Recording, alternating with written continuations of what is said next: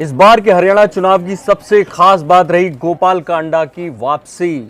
कौन है गोपाल कांडा? जो लोग नहीं जानते वो जानते होंगे उस एयर होस्टेस की सुसाइड कांड को, जिसके चलते गोपाल कांडा चर्चा में आए थे। हालांकि गोपाल कांडा पहले विधायक रहे हैं सिरसा से, कभी चौटाला परिवार के नज़दीक थे, तारा बाबा थे उनके नज़दीकी थे, और कैसे उन्होंने ज़मीन से उठकर मुकाम बनाया। अलग अलग तरह की इंडस्ट्री गोपाल कांडा ने खड़ी की।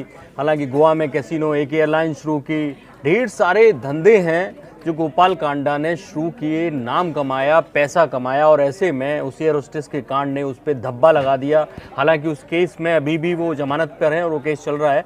ऐसे में मैं आपको बता दूं कि गोपाल कांडा दरअसल चौटाला परिवार के नज़दीकी थे, तो चौटाला परिवार से उन्होंने टिकट मांगी कि मुझे सिरसा से टिकट दिया जाए। चौटाला परिवार ने टिकट नहीं दी इनेलो से, और निर्दलीय खड़े हो गए गोपाल कांडा। और 2009 में INLD के जो उम्मीदवार थे जैन, उनको हराया 6000 करीब वोटों से, और उसके बाद चौटाला परिवार उस चुनाव से एक तरह से डाउन हो गया और भूपेंद्र हुड्डा को ज़रूरत पड़ी कुछ विधायकों की। गोपाल कांडा ने वो विधायक अरेंज किए, मदद की, और गोपाल कांडा को होम मिनिस्टर बना दिया गया था उस वक्त। हालांकि होम मिनिस्टर के पद से इस्तीफा देना पड़ा, जिस एयर होस्टेस कांड की हम बात कर रहे थे। लेकिन उसके बाद लगातार गोपाल कांडा अपनी जो इमेज पर धब्बा लगा था उसको छुड़ाने की कोशिश में लगे रहे, और एक पार्टी लॉन्च की अपनी, हरियाणा लोकहित पार्टी बनाकर गोपाल कांडा ने 2014 का लोकसभा चुनाव लड़ा, विधानसभा चुनाव लड़ा, लेकिन कामयाबी नहीं मिली। और अब 2019 में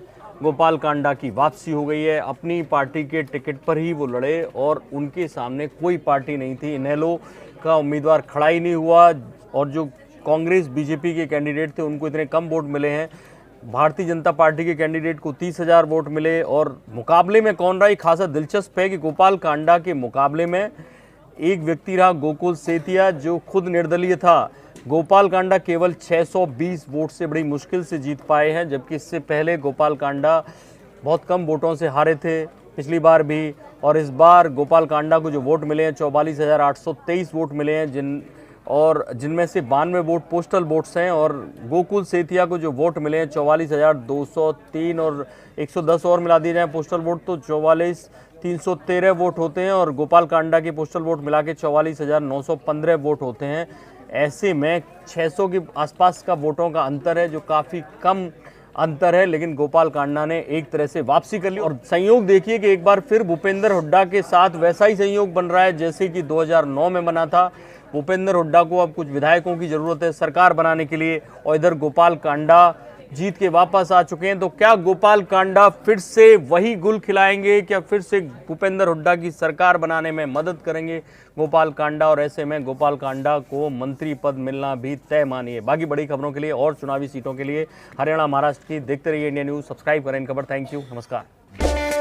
इन खबर चैनल को सब्सक्राइब करें और बेल आइकन दबाना ना भूलें।